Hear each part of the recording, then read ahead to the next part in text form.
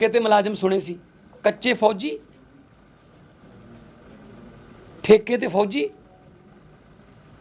ਜਦੋਂ ਅਸੀਂ पूरी सर्विस करन देण नूं अपने। नमस्कार, मैं रजनीश कुमार। जून 2022 में मोदी सरकार द्वारा लाया गया अग्निवीर योजना युवाओं के लिए कितना घातक था वो अब सामने आया है। जब अग्निवीर योजना मोदी सरकार ने लागू करने वाला था उस टाइम युवाओं सड़क पर उतरकर प्रदर्शन कर रहे थे। बिहार समेत कई राज्यों में सैकड़ों में, हजारों में, लाखों में युवाओं सड़क पर उतर रहे थे और मोदी सरकार के खिलाफ, उस अग्निवीर योजना के खिलाफ नारे लगा रहे थे और तोड़फोड़ भी मचाया था। लेकिन उस टाइम कुछ गोदी एंकरों और कुछ अंधभक्तों ने इस अग्निवीर योजना का इस तरह से तारीफ कर रहा था जैसे युवाओं को मोदी सरकार कितना बड़ा तोहफा दे रहा है। अग्निवीर योजना मोदी सरकार ला करके 4 साल की नौकरी दी जाएगी। थल सेना, वायुसेना और जल सेना, इस 3 सेनाओं में अग्निवीर को 4 साल के लिए नौकरी दी जाएगी और फिर उसके बाद उनको बाहर का रास्ता दिखाया जाएगा। लेकिन उस टाइम गोदी एंकरों ने और कुछ भक्तों ने कहा था कि 4 साल यानी 17 साल में युवाओं को भर्ती होगी और 21 साल में उसे घर पे जाना होगा और 4 साल में युवाओं के पास 10 से 15 लाख रुपया आ जाएगा। तो कितनी बड़ी स्कीम है, कितना बड़ा योजना है मोदी सरकार द्वारा। लेकिन दोस्तों, इसका सच्चाई अब सामने आया है। पहला अग्निवीर पंजाब का शहीद हुआ है।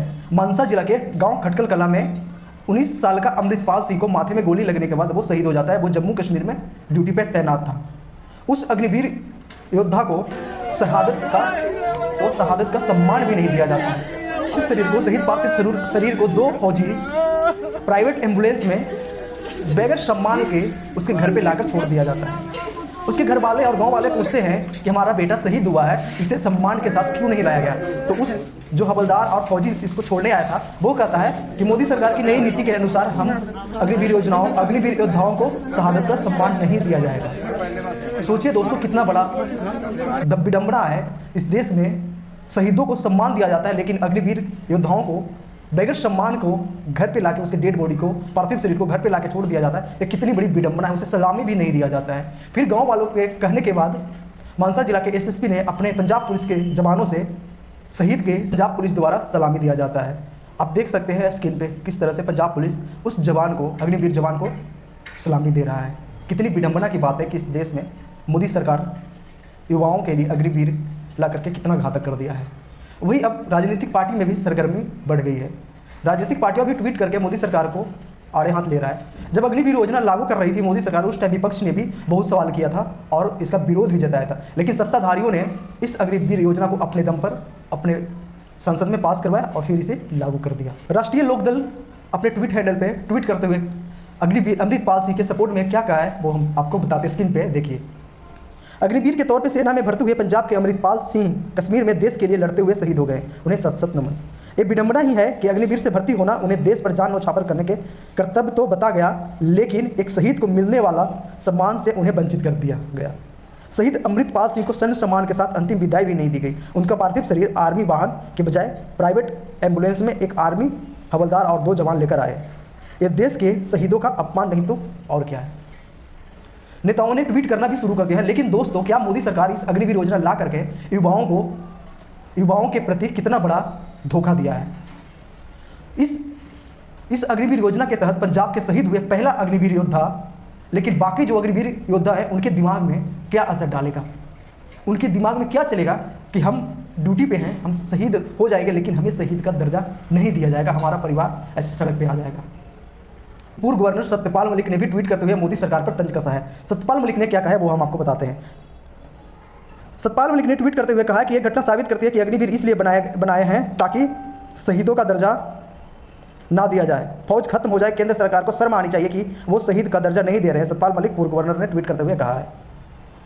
हुए करीब 10-11 जवानों के घर पे मुख्यमंत्री भगवत मान सिंह ने जाकर के 1 करोड़ का चेक दिया है और फिर अमृतपाल के घर पे भी जाके उनके परिवार वालों से मिलते हैं और उन्हें संतावना देते हैं कि हम आपके परिवार के साथ हैं और उन्हें भी 1 करोड़ का चेक देते हैं। तो केंद्र सरकार से अच्छा है पंजाब सरकार जो कि शहीदों के घर जाकर के उन्हें सम्मान भी तो दे रहा है। सुनिए भगवत मान प्रेस कॉन्फ्रेंस में क्या बोल रहे हैं, देखिए रिपोर्ट।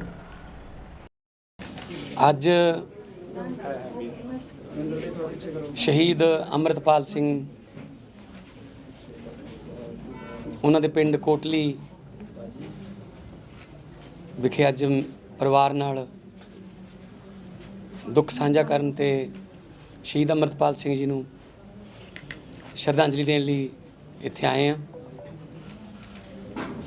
ਇਸ ਤੋਂ ਪਹਿਲਾਂ ਪਿੰਡ ਛਾਜਲੀ ਜ਼ਿਲ੍ਹਾ ਸੰਗਰੂਰ ਦੇ ਪਰਵਿੰਦਰ ਸਿੰਘ 31 ਪੰਜਾਬ ਯੂਨਿਟ ਤੋਂ ਜਿਹੜੇ ਕਾਰਗਿਲ 'ਚ ਸ਼ਹੀਦ ਹੋਏ ਉਹਨਾਂ ਕੋਲ ਵੀ ਜਾ ਕੇ ਆਏ। ਪੰਜਾਬ ਸਰਕਾਰ ਵੱਲੋਂ ਜੋ ਪਾਲਿਸੀ ਬਣਾਈ ਗਈ ਹੈ ਕਿ ਜਿਹੜੇ ਸੈਨਿਕ ਜਿਹੜੇ ਫੌਜੀ ਜਵਾਨ ਡਿਊਟੀ ਦੌਰਾਨ ਦੇਸ਼ ਦੇ ਕਿਸੇ ਵੀ ਕੋਨੇ 'ਚ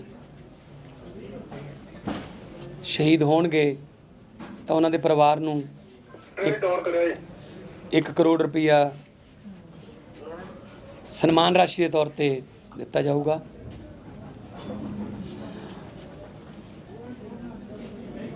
ਇਹ ਕੋਈ ਇਸ ਰਾਸ਼ੀ ਨਾਲ ਕੋਈ ਸ਼ਹੀਦ ਦੀ ਜਾਨ ਵਾਪਸ ਨਹੀਂ ਆ ਸਕਦੀ, ਨਾ ਹੀ ਇਹ ਕੋਈ ਕੀਮਤ ਹੈ ਸ਼ਹੀਦ ਦੀ ਜਾਨ ਦੀ, ਪਰ ਇੱਕ ਇਹ ਹੈ ਕਿ ਪਰਿਵਾਰ ਦੀ ਕਬੀਲਦਾਰੀ ਚੱਲਦੀ ਰਹਿੰਦੀ ਹੈ। ਜਿਸ ਤਰ੍ਹਾਂ ਸ਼ਹੀਦ ਅੰਮ੍ਰਿਤਪਾਲ ਸਿੰਘ ਜੀ ਦੇ ਪਿਤਾ ਜੀ ਨੇ ਦੱਸਿਆ ਕਿ ਵੱਡੀ ਕਬੀਲਦਾਰੀ ਹੈ ਉਹਨਾਂ ਦੀ, ਲਗਭਗ ਜੁਆਇੰਟ ਫੈਮਿਲੀ ਹੈ ਉਹਨਾਂ ਦੀ, ਤੇ ਭੈਣਾਂ ਦੇ ਵਿਆਹ ਵੀ ਅੱਗੇ ਪਏ ਨੇ। ਸੋ 1 ਕਰੋੜ ਰੁਪਏ ਨਾਲ ਅਸੀਂ ਕੋਈ ਉਹਦੀ ਜਾਨ ਵਾਪਸ ਨਹੀਂ ਲਿਆ ਸਕਦੇ, ਪਰ ਇਹ ਹੈ ਕਿ ਥੋੜ੍ਹੀ ਜਿਹੀ ਆਰਥਿਕ ਮਦਦ ਹੋ ਜਾਂਦੀ ਹੈ। ਸ਼ਹੀਦਾਂ ਦੇ ਪਰਿਵਾਰਾਂ ਨੂੰ ਸੰਭਾਲਣਾ ਸਾਡਾ ਫਰਜ਼ ਹੈ। ਜੇ ਅਸੀਂ ਪਰਿਵਾਰਾਂ ਨੂੰ ਸੰਭਾਲ ਲਾਂਗੇ ਤਾਂ ਹੋਰ ਬੱਚੇ ਫੌਜ ਜਾਣ ਬਾਰੇ ਸੋਚਣਗੇ, ਨਹੀਂ ਤਾਂ ਮਾਪੇ ਉਦਾਹਰਨ ਦੇ ਕੇ ਕਿ ਉਹਨਾਂ ਵਾਂਗੂ ਰੁਲ ਜਾਓਗੇ ਜਾਂ ਉਹਨਾਂ ਵਾਂਗੂ ਪਰਿਵਾਰ ਰੁਲ ਜਾਊਗਾ ਤਾਂ ਫਿਰ ਆਪਣੇ ਬੱਚਿਆਂ ਨੂੰ ਫੌਜ 'ਚ ਭੇਜਣ ਦੀ ਹਿੰਮਤ ਨਹੀਂ ਕਰਦੇ। ਹੁਣ ਆਈ ਗੱਲ ਸ਼ਹੀਦ ਅੰਮ੍ਰਿਤਪਾਲ ਸਿੰਘ ਜੀ ਦੇ ਸ਼ਹੀਦੀ ਦੇ ਉੱਤੇ ਜਿਹੜੇ ਸਵਾਲ ਉਠਾਏ, ਬੜੇ ਦੁੱਖ ਦੀ ਗੱਲ ਹੈ ਕਿ ਇੱਕ ਦੇਸ਼ ਵਾਸਤੇ ਜਾਨ ਚਲੀ ਗਈ। 60% ਬਜਟ ਦੇਸ਼ ਦਾ ਡਿਫੈਂਸ ਵਾਸਤੇ ਜਾਂਦਾ ਹੈ ਤੇ ਉਹਨਾਂ ਕੋਲੇ ਇੱਕ ਐਂਬੂਲੈਂਸ ਤੇ 4 ਸਲੂਟ ਨਹੀਂ ਮਾਰੇ ਗਏ। ਸ਼ਹੀਦੀ 'ਚ ਵੀ ਰੈਂਕ ਬਣਾਤੇ ਇਹਨਾਂ ਨੇ ਕਿ ਆ ਇਸ ਰੈਂਕ ਦੀ ਸ਼ਹੀਦੀ ਵੱਡੀ ਹੈ, ਇਸ ਰੈਂਕ ਦੀ ਸ਼ਹੀਦੀ ਛੋਟੀ ਹੈ। ਜਾਨ ਤਾਂ ਜਾਨ ਹੈ। ਜਿਸ ਵੇਲੇ ਅਗਨੀਵੀਰ ਇੰਟਰੋਡਿਊਸ ਕਰ ਰਹੇ ਸੀ ਅਸੀਂ ਇਹਨਾਂ ਨੂੰ ਕਿਹਾ ਸੀਗਾ ਤੁਸੀਂ ਗਲਤ ਕਰ ਰਹੇ ਹੋ, ਤੁਸੀਂ 4 ਸਾਲ ਵਾਸਤੇ ਰੱਖਣੇ ਨੇ, 6 ਮਹੀਨੇ ਟ੍ਰੇਨਿੰਗ ਹੈ, 3.5 ਸਾਲ ਰੱਖਣੇ ਨੇ। 6 ਮਹੀਨੇ 'ਚ ਤੁਸੀਂ ਫੌਜ ਪੱਧਰ ਦੀ ਟ੍ਰੇਨਿੰਗ ਕਿਵੇਂ ਦੇ ਦੋਗੇ? ਪਟਵਾਰੀਆਂ ਦੀ ਟ੍ਰੇਨਿੰਗ 1.5 ਸਾਲ ਸੀਗੀ, ਹੋਰ ਮਹਿਕਮੇ ਦੀਆਂ ਜਿਹੜੀਆਂ ਨੇ ਸਾਲ ਟ੍ਰੇਨਿੰਗ ਚੱਲਦੀ ਰਹਿੰਦੀ ਹੈ। ਫੌਜ ਦੀ ਟ੍ਰੇਨਿੰਗ ਤਾਂ ਉਹ ਤੋਂ ਵੀ ਬਹੁਤ ਜ਼ਿਆਦਾ। 6 ਮਹੀਨੇ ਟ੍ਰੇਨਿੰਗ ਦੇ ਕੇ 3.5 ਸਾਲਾਂ ਬਾਅਦ ਉਹਨੂੰ ਕਹਿਣਗੇ ਜਾ 22-23 ਸਾਲ ਦਾ, ਨਾ ਰਿਟਾਇਰਾਂ 'ਚ ਨਾ ਮੌਜੂਦਾ 'ਚ ਨਾ ਕੋਈ ਪੈਨਸ਼ਨ। ਆਹ ਤਾਂ ਹੁਣ ਹੱਦ ਹੀ ਕਰਤੀ ਕਿ ਦੁਨੀਆ ਤੋਂ ਗਏ ਨੂੰ ਸਲੂਟ ਵੀ ਨਹੀਂ ਮਾਰਿਆ। ਸੋ ਇਹ ਅਪਮਾਨ ਹੈ ਸ਼ਹੀਦਾਂ ਦੀ ਸ਼ਹੀਦੀ ਦਾ, ਪਰ ਪੰਜਾਬ ਸਰਕਾਰ ਵੱਲੋਂ ਇਹ ਪਾਲਿਸੀ ਹੈ। ਜੇ ਫਰਜ਼ ਕਰੋ, ਸਾਡੇ ਜਵਾਨ ਕਾਰਗਿਲ ਦੀਆਂ ਪਹਾੜੀਆਂ 'ਚ ਗਸ਼ਤ ਕਰਦੇ ਫਿਰਦੇ ਨੇ, ਬਰਫ਼ ਦੀਆਂ ਢਿੱਗਾਂ ਡਿੱਗ ਪਈਆਂ, 10 ਉਹਦੇ ਵਿੱਚ ਜਵਾਨ ਸੀ, ਚਲੋ ਦਬ ਗਏ, 7 ਜਿਹੜੇ ਨੇ ਉਹ ਜਾਨ ਗਵਾ ਬੈਠੇ, ਬਾਕੀ 3 ਬਚ ਗਏ। ਉਹ 7 ਨੂੰ ਵੀ ਅਸੀਂ ਸ਼ਹੀਦ ਪਿਕਨਿਕ ਲਈ ਥੋੜ੍ਹੀ ਗਏ ਸੀ, ਉਹਨਾਂ ਦੀ ਡਿਊਟੀ ਲੱਗੀ ਹੋਈ ਸੀ ਦੇਸ਼ ਵਾਸਤੇ। ਉਹ ਬਰਫ਼ ਦੇ ਉੱਤੇ -20 ਡਿਗਰੀ ਟੈਂਪਰੇਚਰ 'ਚ, -30 ਡਿਗਰੀ ਟੈਂਪਰੇਚਰ ਦੇ ਵਿੱਚ ਉਹ ਗਸ਼ਤ ਕਰ ਰਹੇ ਸੀ। ਸੋ ਇਹ ਫੌਜ ਨੂੰ ਵੀ ਇਹਦੇ ਬਾਰੇ ਸੋਚਣਾ ਚਾਹੀਦਾ ਹੈ। ਅਗਨੀਵੀਰ ਜਿਹੜੀ ਇਹਨਾਂ ਨੇ ਨੀਤੀ ਅਪਣਾਈ ਹੈ ਇਹ ਗਲਤ ਹੈ। ਪਰਿਵਾਰ ਜਿਹੜਾ ਉਹ ਬਹੁਤ ਗੁੱਸੇ 'ਚ ਹੈ, ਆਹਤ ਹੈ, ਉਹਨਾਂ ਦੇ ਦਿਲ 'ਚ ਗੁੱਸਾ ਹੈ ਕਿ ਸਾਡੇ ਬੱਚੇ ਨੂੰ ਆਰਮੀ ਨੇ ਮਾਨ ਸਨਮਾਨ ਵੀ ਨਹੀਂ ਦਿੱਤਾ ਜਿਹੜਾ ਸ਼ਹੀਦੀ 'ਤੇ ਦਿੱਤਾ ਜਾਂਦਾ ਹੈ। ਉਹਨਾਂ ਦੇ ਪਿਤਾ ਜੀ ਨੇ ਕਿਹਾ ਮੈਨੂੰ ਤਾਂ ਪਤਾ ਵੀ ਨਹੀਂ ਇਹ ਅਗਨੀਵੀਰ ਕੀ ਹੁੰਦੀ ਹੈ, ਮੈਂ ਤਾਂ ਫੌਜ 'ਚ ਭਰਤੀ ਕੀਤਾ ਸੀ, ਮੇਰੇ ਵੱਲੋਂ ਤਾਂ ਫੌਜ 'ਚ ਗਿਆ ਅਤੇ ਫੌਜ ਨੇ ਉਹੀ ਵਰਦੀ ਦਿੱਤੀ ਹੈ, ਉਹੀ ਹਥਿਆਰ ਦਿੱਤੇ ਨੇ ਅਤੇ ਸ਼ਹੀਦੀਆਂ ਦੇ ਵਿੱਚ ਫਰਕ ਪਾ ਲਿਆ। ਇਹ ਜਿਹੜੇ ਨੀਤੀ ਘਾੜੇ ਉੱਥੇ ਬੈਠੇ ਨੇ ਇਹਨਾਂ ਨੂੰ ਕੀ ਪਤਾ ਸ਼ਹੀਦੀਆਂ ਦਾ? ਕੋਈ ਇਹਨਾਂ ਦੇ ਆਪਣੇ ਗਏ ਹੋਣ ਕਿਤੇ ਫੌਜ 'ਚ ਤਾਂ ਪਤਾ ਲੱਗੇ। ਬਹੁਤ ਦੁੱਖ ਦੀ ਗੱਲ ਹੈ। ਮੈਂ डिफेंस मिनिस्ट्री कोले, मैं होम मिनिस्ट्री कोले गल उठाऊँगा, आप भी जाऊँगा, क्योंकि यह अग्निवीर की पहली कैजुअलिटी है। जो उन्हें अग्निवीर शुरू की है पहली मौत है। ਹੁਣ ਪਤਾ ਲੱਗਿਆ ਕਿ ਇਹ ਸਮਝਦੇ ਕੀ ਨੇ ਸਾਡੀਆਂ ਜਾਨਾਂ ਨੂੰ। ਕੱਚੇ ਅਧਿਆਪਕ ਸੁਣੇ ਸੀ, ਠੇਕਤ ਦੇਣ ਨੂੰ ਤਿਆਰ ਆ। ਤੁਸੀਂ ਕਿਉਂ ਕਹਿੰਦੇ ਹੋ ਵੀ 4 ਸਾਲਾਂ ਬਾਅਦ ਵਿਹਲੇ ਕਰਾਂਗੇ ਤੁਹਾਨੂੰ? ਡਿਫੈਂਸ ਕੋਲੇ 60% ਬਜਟ ਹੈ ਤੇ ਦੇਸ਼ ਦੀਆਂ ਹੱਦਾਂ ਦੀ ਰਾਖੀ ਵਾਸਤੇ ਵੀ ਸਮਝੌਤੇ ਕਰਨ ਲੱਗ ਗਏ। ਸੋ ਇਹ ਪੰਜਾਬ ਸਰਕਾਰ ਵੱਲੋਂ ਅਸੀਂ ਉਹਨੂੰ ਸ਼ਹੀਦੀ ਦਾ ਦਰਜਾ ਦੇਵਾਂਗੇ। ਉਹਨਾਂ ਦੇ ਨਾਂ 'ਤੇ ਸਟੇਡੀਅਮ ਬਣਾਇਆ ਜਾਊਗਾ, ਪੰਚਾਇਤ ਵੱਲੋਂ ਮੰਗ ਹੈ, ਪਰਿਵਾਰ ਵੱਲੋਂ ਮੰਗ ਹੈ, ਬੁੱਤ ਵੀ ਲਾਇਆ ਜਾਊਗਾ। ਪਰਿਵਾਰ ਦੇ ਵਿੱਚ ਜਿੱਥੇ ਕਹਿਣਗੇ ਨੌਕਰੀ ਵੀ ਦਿੱਤੀ ਜਾਊਗੀ ਸਰਕਾਰ ਵੱਲੋਂ। ਪੰਜਾਬ ਵੱਲੋਂ, ਪੂਰੇ ਪੰਜਾਬ ਵੱਲੋਂ ਅਸੀਂ ਉਹਨੂੰ ਸ਼ਹੀਦ ਦਾ ਦਰਜਾ ਦੇਵਾਂਗੇ, ਕਿਉਂਕਿ ਸਾਨੂੰ ਜਿਸ ਵੇਲੇ ਦੇਸ਼ ਦੀ ਰੱਖਿਆ ਕਰਕੇ ਹਿੱਕਾਂ ਡਾਹੀਂ ਬੈਠੇ ਨੇ, ਉਹ ਕਾਗਜ਼ ਨਹੀਂ ਦੇਖਦੇ ਉੱਥੇ ਕਿ ਮੇਰੇ ਕਿਹੜੇ ਕਾਗਜ਼ ਨੇ, ਮੈਂ ਗੋਲੀ ਚਲਾਵਾਂ ਜਾਂ ਗੋਲੀ ਨਾ ਚਲਾਵਾਂ, ਮੇਰੇ ਕਾਗਜ਼ ਘੱਟ ਨੇ, ਮੈਂ ਹੋਰ ਤਰ੍ਹਾਂ ਦੇ ਫੌਜੀਆਂ 'ਚ।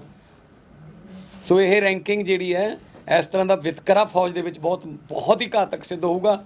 ਅਗਨੀਵੀਰ ਅਸੀਂ ਸਰਕਾਰ ਤੋਂ ਵੀ ਮੰਗ ਕਰਾਂਗੇ, ਸੈਂਟਰ ਸਰਕਾਰ ਤੋਂ, ਕਿ ਅਗਨੀਵੀਰ ਨੂੰ ਰੈਗੂਲਰ ਕਰੋ, ਜਾਂ ਤਾਂ ਰੈਗੂਲਰ ਫੌਜ ਦੇ ਵਿੱਚ ਲਓ ਉਹਨਾਂ ਨੂੰ ਸਾਰਿਆਂ ਨੂੰ, ਜਿੰਨੇ ਵੀ ਅਗਨੀਵੀਰ 'ਚ ਭਰਤੀ ਕੀਤੇ ਆ, ਜਾਂ ਫਿਰ ਉਹਨਾਂ ਨੂੰ ਵਿਹਲੇ ਕਰ ਦਿਓ, ਘਰੇ ਭੇਜ ਦਿਓ। ਕੁਛ ਨਾ ਕੁਛ ਤਾਂ ਕਰ ਲੈਣਗੇ ਉਹ, ਨਾ ਤਾਂ ਤੁਸੀਂ ਉਹਨਾਂ ਨੂੰ ਇੱਧਰ ਤੇ ਛੱਡਣਾ, ਨਾ ਉੱਧਰ ਤੇ ਛੱਡਣਾ।